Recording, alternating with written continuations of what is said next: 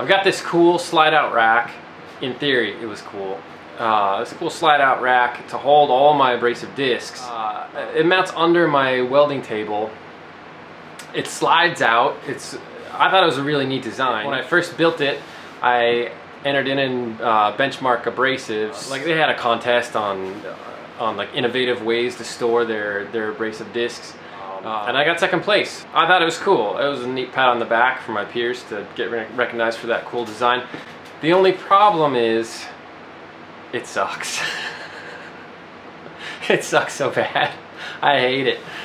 All the pins that the discs slip onto, they're all a little bit too short. They don't hold enough discs. They're always falling off. The slides that I used are drawer slides, just like for kitchen cabinets. They were never meant to hold that kind of weight in that vertical orientation. It broke like the week I made it. It just disintegrated. Those ball bearings, I still find them. It was a couple years ago. I still find them all over the shop floor here and there when I'm vacuuming. Cool slide out rack for my grinding wheels and flap discs and all this and whatever. But yeah, it's a disaster. And I don't do any grinding over here. I do all my grinding at the downdraft table over here. It just didn't work. The pins are spaced too close together, and so I was working within space constraints underneath the welding table. The discs, they're always, you pull one disc off and it knocks the cutoff wheels off the pins adjacent to them. It's a pain in the neck. I can't stand it. I'm gonna be so stoked to get rid of that thing. So let's make some wall mounted racks right over at the grinding station. I laid out all the abrasive discs and belts and some drums that I use on a regular basis, some wire wheels. So I jump back here. So these are 7-inch discs. Then here's 1 by, I don't know, whatever they are, 1 by 42, something like that. I use that belt grinder all the time. Here we have 4.5-inch, various discs, wire brushes, stuff like that. And then the 4-inch drums. That's what I have to make racks. Grab some scraps, again, just from my steel rack, a bunch of scraps. So we've got various miscellaneous small rod. Just grabbed a few sticks of that. I got some flat bar. This is like 1.5 by 1/8 inch. And I grabbed just a chunk of pipe. It's just like black iron pipe is all it is. So that pipe will be for the belts, and the rest of the small diameter pins will hold all the abrasive discs. As luck would have it, I found a couple of these racks. So I don't have to totally reinvent the wheel here. I can just use these, my former racks that I had years ago in my home shop, and just duplicate them. So yeah, it's just a simple matter of laying these out like a story stick on that 1.5-inch flat bar and replicating them. That'll totally streamline this whole design process. Lesson is, keep your junk. Never throw away your junk. You don't know when you'll use it. Here it is, 3 years down the road, I'm using it. All right, so we're switching gears here a little bit. I found these 2 lengths of rebar. These are from a previous home project I was doing with some concrete work. It ended up we didn't use it on the job, but we did cut them. They were 20-foot sticks, so the steel supply would not take them back. I'm stuck with them. This is what I'm gonna use for all these pins to hold all these grinding wheels. It's not as pretty as the clean, you know, round bar, but who cares? It's just holding cutoff discs, and the whole idea here is just to you know, use stuff I'm never going to use elsewhere.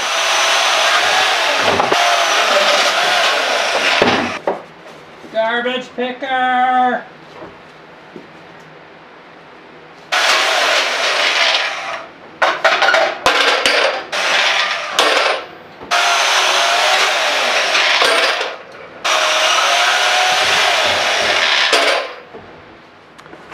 Alright, it's time to mark all the locations. There's no need to measure anything. So we've got this rack from my previous shop. There's 2 different colors that'll keep everything straight. protect myself from myself. So I'll use yellow for things that'll be cut, like the mounting hole locations and the actual cuts. And then I'll use blue for the location of the pins. So just eyeball it, you know, this is not critical. Mounting hole, and a cut line.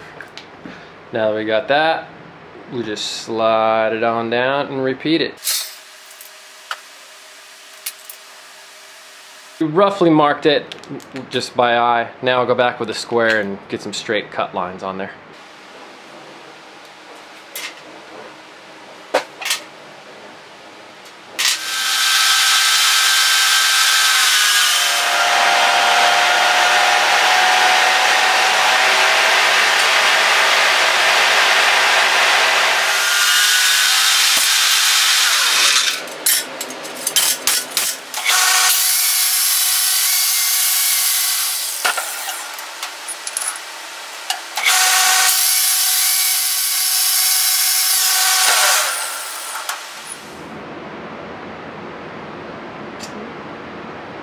Alright, we got about 10 inches.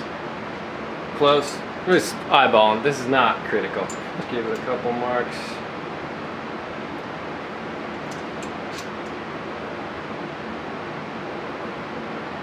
And let's cut this sucker in half.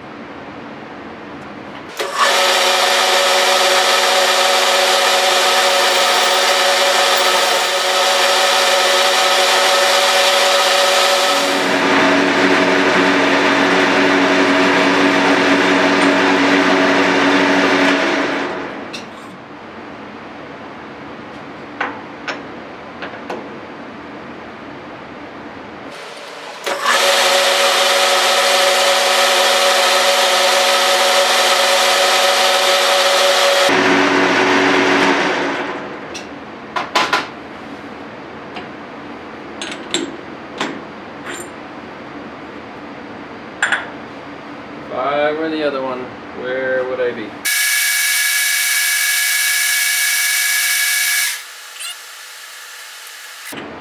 Yeah, that's how you use a metal lathe. I know it's not, but I'm sure it absolutely drives people bananas to watch that. So I'm gonna keep doing it.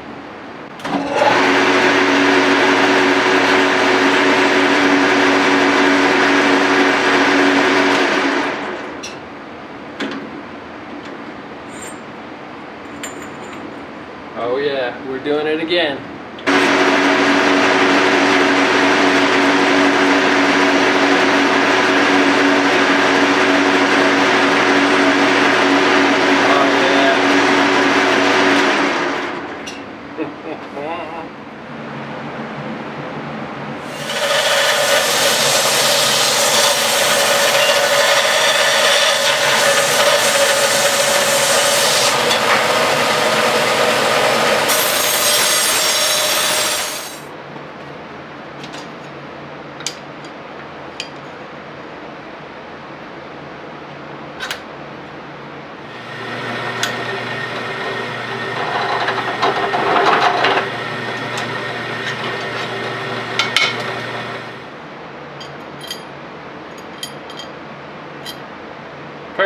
Perfect fit.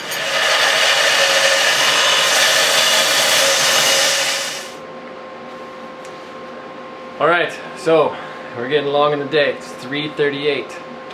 We're committed to this being a one-day build. These flap disc grinding the day's wearing on me. We got all these plates here, and we got all these pins. I think there's 24 of them, something like that. It's going to be MIG, down and dirty. There'll be 4 pins for each of these plates, and this shorty plate for the belt grinder belts is going to have 2 pins on it, and they're going to be the bigger bars, so we don't end up kinking our belts. Let's get to it. I got to figure out how to get these things fixtured up because the pins are not coming straight out. They're gonna have a little bit of a lean. I don't know exactly, maybe 10 degrees, something like that. So I gotta put my thinking cap on and figure out how to get that. I may end up honestly just leaning it by hand tack, kind of a heavy tack on the side where I want it to lean towards, and as that let it cool for a sec before I tack the opposing side, and that'll probably pull it into the lean that I want. Simple as that. Let's burn some metal.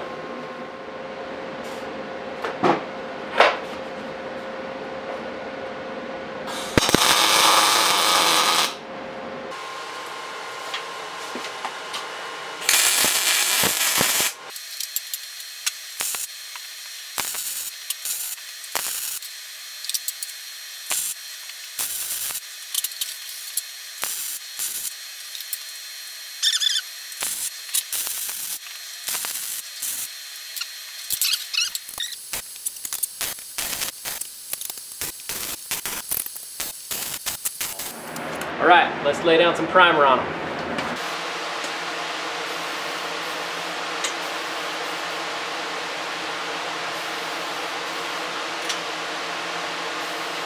I gotta get paint on them before I leave out of here today. Today's Friday, it's 5/13. I gotta get paint on them, and then they're cured when I get back here next week, and we can get them on the wall.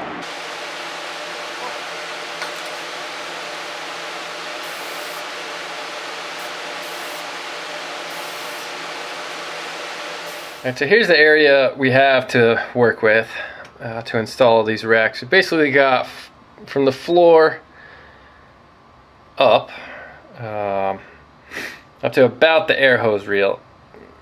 I have a feeling that fire extinguisher is going to have to move. I like it being really close at hand to my grinding table. It's kind of exactly in the wrong spot. So I think the first thing we'll do is we'll get that thing off the wall and go from there. Right, we've got the first one on the wall. I'd love to get these as tight together as possible, but we run into grout joints between the blocks. We've got like a cinder block building here, so that's something we got to work around. We just have to fudge our spacing here and there. All right, let's get some holes drilled.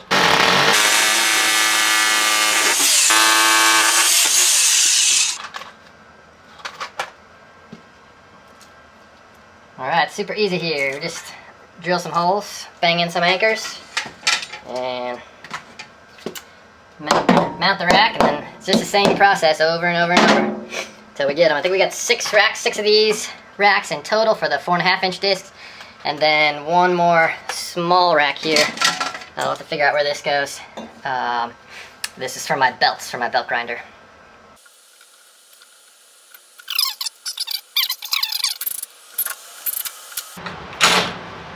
As you can see on the wall behind me, we got them loaded up. We don't have them loaded. They're not loaded. There's nothing on them. Now it's time for the most fun part. Load them up.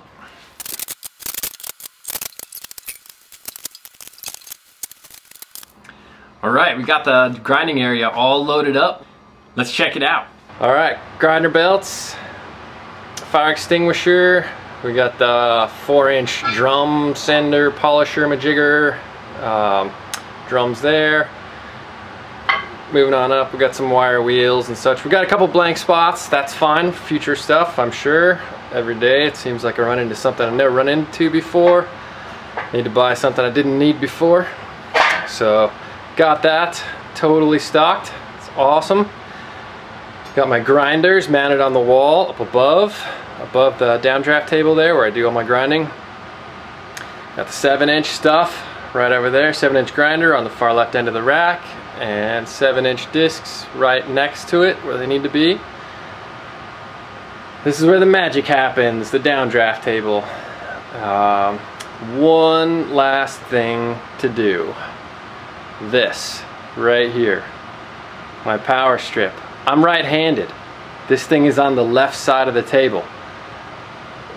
You know what happens? It guarantees I got cords wrapped around my ankle. So that guy needs to move over to this side right here. That's the last thing to do. Let's get after it. All right, we got it sorted here. So we popped these caps off. Got the bottom one off already. This pops off.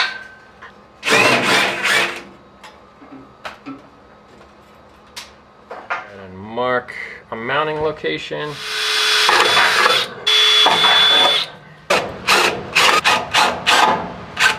This is exactly the kind of screw that drops out of your hand as you're trying to put it in the hole there, and you never find it again.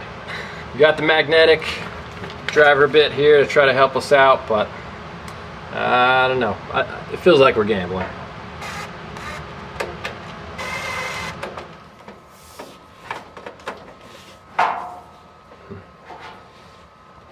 Alright, that'll do it. Got a zip tie in here to hold it up, and we could probably use like a little P-clip there.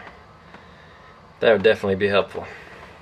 On the next episode of Project Binky, Nick continues making a bracket.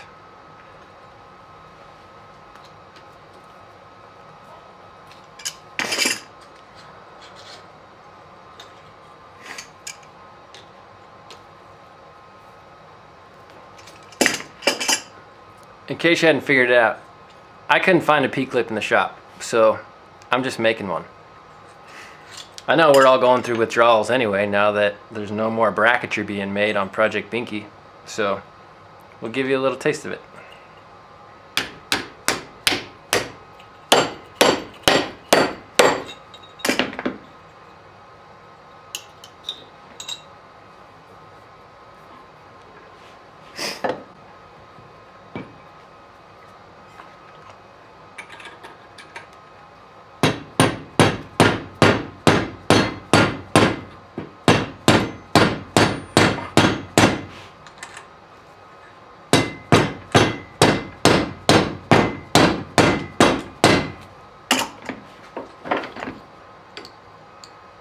There we go.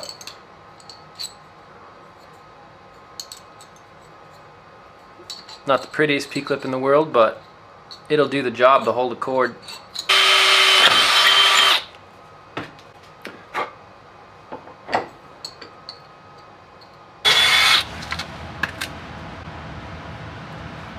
I'm gonna go ahead and pre-drill the bracket too.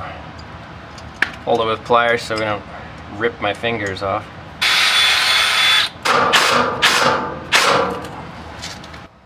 Just in case you think we're smashing the cord here. Alright, we are finished. Can't even begin to tell you how stoked I am to have this finished. This has bugged me for 3 years. We're finally set up at the downdraft table. Everything is there for grinding. If I had to try to put an accurate amount of how stoked I am, I'd have to go with Jimmy's World. Super de duper de duper de doop excited. So stoked. Oh my gosh.